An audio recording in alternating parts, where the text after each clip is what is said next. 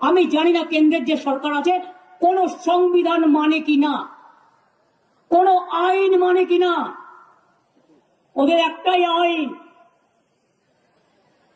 One nation and one political party.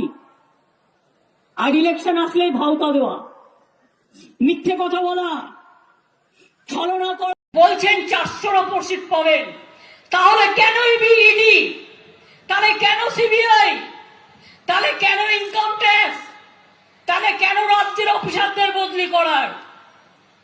যিনি বিয়ে করবেন তিনি বিয়ের পুরোহিত। বা কোথাও দেখেছেন যে বিয়ে করে পুরোহিত সে?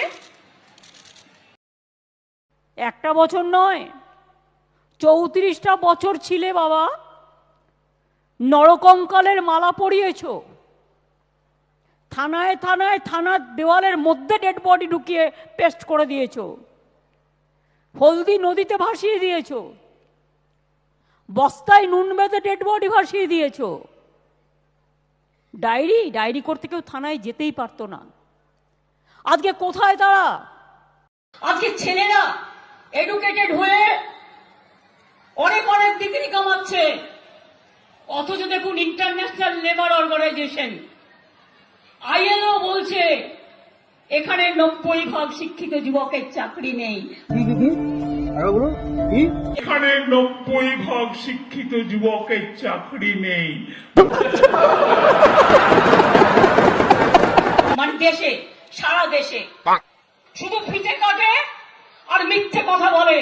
हम लोगों को, परिवार को, सबको चोर बना दिया। क्यों? हम लोग उसको खिलाफ में बोलता है। अरे तुम लोग कौन हो? तुम लोग कौन हो?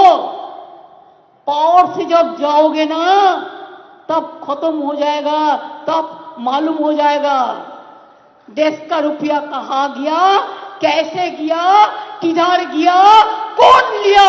बीजेपी का पॉकेट में दिया।